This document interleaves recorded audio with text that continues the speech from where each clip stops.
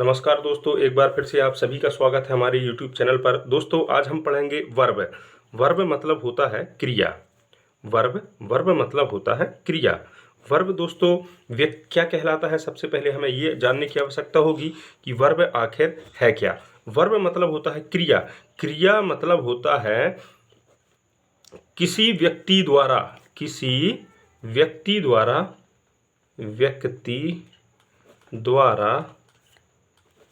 किया गया कोई भी कार्य क्रिया कहलाता है। कोई भी कार्य क्रिया कहलाता है। अब मान के चलिए व्यक्ति या इंसान सुबह से लेकर शाम तक जो भी कार्य करता है वो क्रिया कहलाता है। यहाँ तक कि यदि व्यक्ति सोता है तो सोना भी एक क्रिया है, और सोते सोते वह सपना देख रहा है तो वह भी एक क्रिया है। दोस्तों हम आगे जानेंगे कि वर्ब जो होती है, वर्ब को दो भागों में बांटा जाता है। दो भाग कौन कौन से हैं? पहला होता है स्ट्रॉन्ग वर्ब और दूसरी होती है वीक वर्ब। तो दोस्तों ध्यान से पढ़ना और इस वीडियो में आखिर तक बने रहना। निश्चित ही आपको आज वर्ब अच्छे से समझ में आ जाएगी और कभी भी किसी भी प्रकार की समस्या आपको वर्ब से नहीं जाएगी। तो दोस्तों जानते हैं कि कौन सी क्रिया अपनी स्ट्रांग होती है और कौन सी वीक होती है। तो वर्ब जैसा कि आप जानते हैं दोस्तों, वर्ब के तीन भाग होते हैं, जिसको अपन फर्स्ट, सेकंड और third, first, second and third, तीन प्रकार से लिखते हैं। तो जैसे पहली वर्ब लेते हैं अपन गो, वेंट और गॉन। सेकंड लेते हैं रन, रैन, रन। और अगली वर्ब लेते हैं कम, केम और कम। ये हमारे सामने तीन वर्ब लिखी हुई हैं, जिसमें पहली वर्ब है गो, वेंट, गॉन। गो का सेकंड फॉर्म वेंट है, थर्ड फॉर्म गॉन है। अगली वर्ब है रन, रन का सेकंड फॉर्म रैन है, थर्ड फॉर्म रन है। कम का सेकंड फॉर्म कैम है और थर्ड फॉर्म कम है। तो दोस्तों हमें कैसे पता चलेगा कि इस वर्ब में से कौन सी वर्ब स्ट्रांग है और कौन सी वर्ब वीक है? तो इसे समझने के लिए ध्यान से सुनिएगा दोस्तों, बिल्कुल ध्यान से सुनिएगा। आप जिंदगी में कभी नहीं भूलेंगे कि कौन सी वर्ब स्ट्रांग है और कौन सी वर्ब वीक है। तो देखिए, जिस वर्ब के तीनों फॉर्म अलग अलग हों, जैसे गो है, गो का सेकंड फॉर्म गॉन है और गो का सेकंड फॉर्म वेंट है और थर्ड फॉर्म गॉन है। गो, वेंट, गॉन, इसके तीनों फॉर्म अलग अलग हैं। तो ये हमारी कौन सी वर्ब कहलाएगी? स्ट्रॉन्ग वर्ब कहलाएगी। कौन सी वर्ब कहलाएगी? स्ट्रॉन्ग। और दोस्तों जिस वर्ब के दो फॉर्म जैसे रन और रन, दो या तीनों फॉर्म एक से हों, वो वर्ब कौन सी वर्ब कहलाएगी? वीक वर्ब कहलाएगी। कौन सी वर्ब कहलाएगी? वीक वर्ब कहलाएगी। अब ऐसा ही यहाँ कम के साथ है। कम का फर्स्ट फॉर्म कम है, सेकंड फॉर्म कैम है और थर्ड फॉर्म कम है। तो ये और ये फर्स्ट और थर्ड फॉर्म इनके एक समान है, इसलिए ये वीक वर्ब कहलाएगी। दोस्तों आगे देखते हैं, वर्ब के दो और प्रकार बना दिए जाते हैं। जैसे अपन एक वर्ब लिखते हैं रन, इसी वर्ब में आपको समझ में आ जाएगा। इसका दूसरा भाग बना देते हैं रनिंग, और एक और बना देते हैं इसका रन्स। तो रनिंग मतलब होता है दौड़ रहा है, और रन्स मतलब हो जाता है दौड़ता है। इसके दो भाग और बना दिए, जिसमें वर्ब के अंत में आईएनजी होगा और दूसरी वर्ब के अंत में एस होगा। ठीक है ना? आशा करता हूँ आपको समझ में आया होगा। तो कृपया कर दोस्तों हमारे इस वीडियो को लाइक करते चलें, सब्सक्राइब करते चलें और शेयर करते चलें। दोस्तों तो आगे हम पढ़ेंगे अब देन मतलब होता है से या की अपेक्षा या की तुलना। तो दोस्तों देन के लिए सबसे पहले नियम जानना जरूरी होगा कि देन जो है, देन का प्रयोग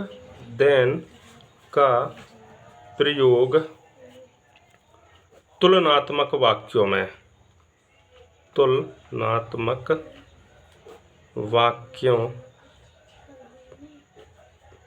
में किया जाता है। तुलनात्मक वाक्यों में मतलब, तुलनात्मक वाक्यों से अर्थ मतलब है कि जब किसी एक व्यक्ति या एक वस्तु की तुलना किसी दूसरे व्यक्ति या दूसरे वस्तु से की जाती है तो उसके लिए देन का प्रयोग किया जाता है। देन को पढ़ने से पहले दोस्तों हमें एक चीज़ जानना बहुत ही ज़रूरी होगा कि इसके लिए डिग्री की आवश्यकता होती है। डिग्री, इसके लिए डिग्री की आवश्यकता होती है। डिग्री किन चीज़ों की बनती हैं पहले हमें यह जानना होगा। तो डिग्री गुणों की डिग्री बनती है। गुणों की मतलब क्वालिटी, जो इंसान की या किसी वस्तु की क्वालिटी होती है तो उनकी डिग्री बनती है। गुणों को दर्शाने के लिए होता है डिग्री का प्रयोग। ठीक है, गुण। तो देखिए डिग्री कैसे बनाई जाती है। जैसे क्वालिटी लेते हैं, जैसे मान के चलिए किसी ने कहा कि वह बहुत होशियार है, तो होशियार के लिए इंग्लिश में वाइज कहा जाता है ना। होशियार के लिए इंग्लिश में वाइज कहा जाता है। तो सबसे पहले हम जानते हैं कि जो डिग्री है, डिग्री को 3 भागों में बांटते हैं। सबसे पहली होती है positive degree, positive degree, positive degree. दूसरी होती है कंपैरेटिव डिग्री,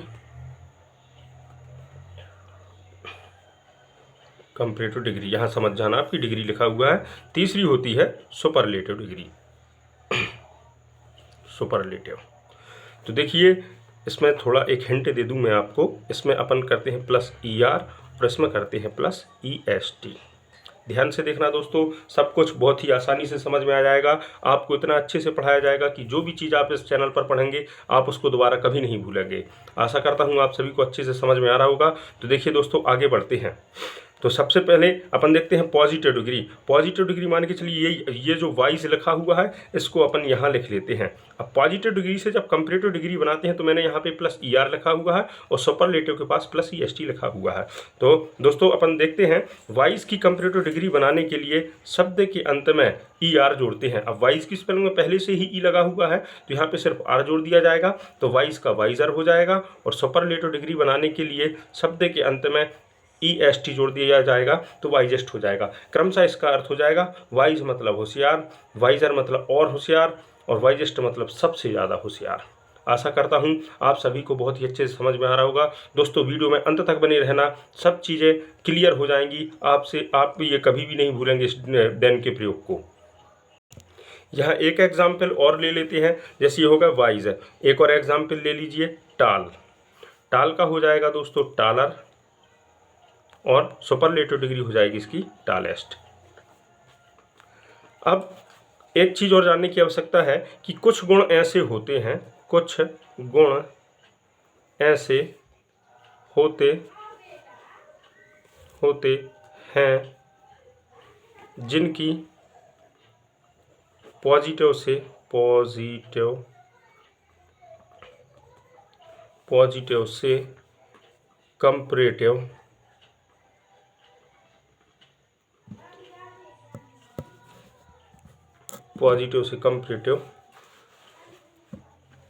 कंपैरेटिव डिग्री बनाने के लिए, कंपैरेटिव डिग्री बनाने के लिए शब्द के अंत में शब्द के अंत में नहीं, शब्द के पहले मोर जोड़ते हैं व सुपरलेटिव डिग्री बनाने के लिए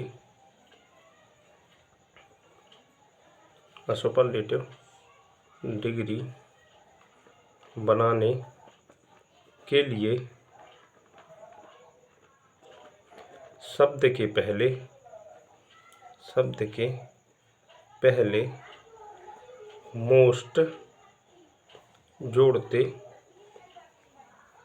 मोस्ट जोड़ते हैं।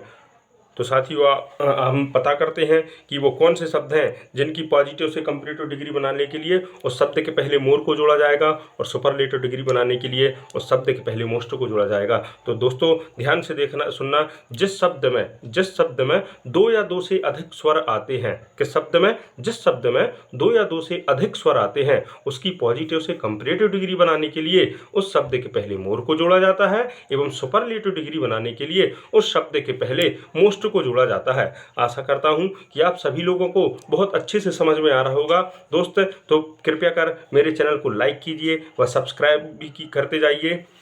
तो देखिए एग्जाम्पल देखते हैं वो शब्द कौन से हैं। जैसे वंडरफुल, सबसे पहले लेते हैं वंडरफुल, वंडरफुल। दूसरा ले लेते हैं ब्यूटीफुल। अब दोस्तों इनमें हमें स्वर को देखना है कि इनमें कितने स्वर आते हैं। आपको पता ही होगा इंग्लिश में 5 स्वर होते हैं, ए ई आई ओ यू। तो वंडरफुल की स्पेलिंग में देखिए कितने स्वर हैं, 2, ये हो गया ओ ई और यू, 3 स्वर हो गए। मैंने जैसा कि आपको बताया है कि जिस शब्द में 2 या 2 से अधिक स्वर आए तो उसकी पॉजिटिव से कंपैरेटिव डिग्री बनाने के लिए शब्द के पहले मोर जोड़ेंगे व सुपरलेटिव डिग्री बनाने के लिए शब्द के पहले मोस्ट जोड़ेंगे। तो वंडरफुल की कंपैरेटिव डिग्री क्या हो जाएगी, मोर वंडरफुल, मोर वंडरफुल। और सुपरलेटिव डिग्री क्या हो जाएगी, most wonderful, most wonderful. Beautiful का भी ऐसा ही होगा। ब्यूटीफुल की कंपैरेटिव बनाएंगे तो सबसे पहले लग जाएगा मोर ब्यूटीफुल, मोर ब्यूटीफुल, और सुपरलेटिव के लिए मोस्ट ब्यूटीफुल।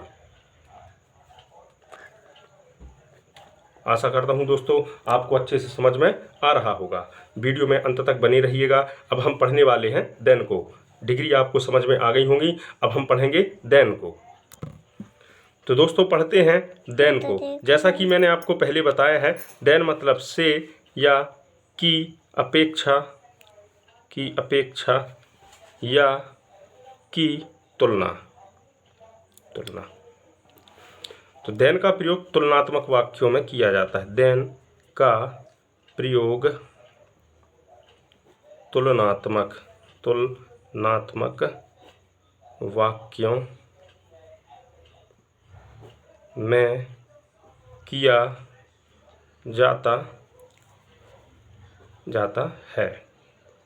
अगला रूल से लिख लेते हैं कि देन का प्रयोग वाक्य में, देन का प्रयोग वाक्य में कंपैरेटिव डिग्री के बाद किया जाता है। कंपैरेटिव डिग्री के बाद, कंपैरेटिव डिग्री के बाद किया जाता है। तो चलिए दोस्तों देखते हैं देन का प्रयोग वाक्य में कैसे होगा। मान के चलिए 2 व्यक्ति की तुलना करते हैं। एग्जाम्पल लेते हैं, राम श्याम से ऊंचा है। ये गुण हो गया कि राम जो है वो श्याम से कैसा है, ऊंचा है। ठीक है। एक और एग्जाम्पल ले लेते हैं, Sita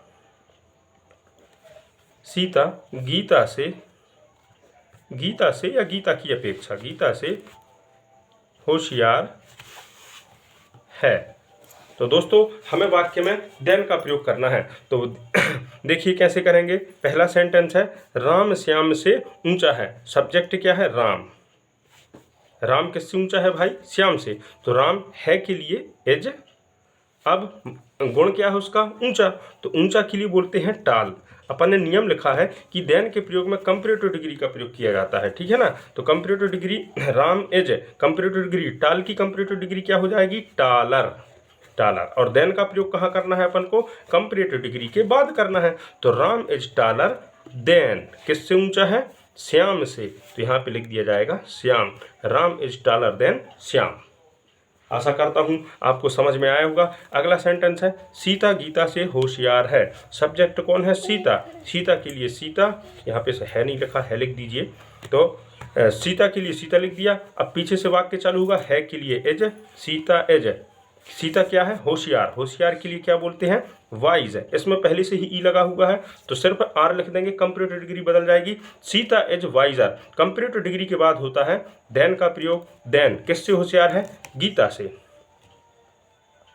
Sita is wiser than Gita, Sita Gita से होशियार है। तो ये लीजिए दोस्तों, चुटकियों में अपना देन का प्रयोग हो गया। अब आप निश्चित ही कभी नहीं भूल पाएंगे कि देन का प्रयोग कैसे किया जाता है। आशा करता हूँ आप सभी को यह वीडियो बहुत ही ज़्यादा पसंद आया होगा। तो कृपया कर दोस्तों हमारे इस चैनल को लाइक कीजिए, सब्सक्राइब कीजिए प्लीज़।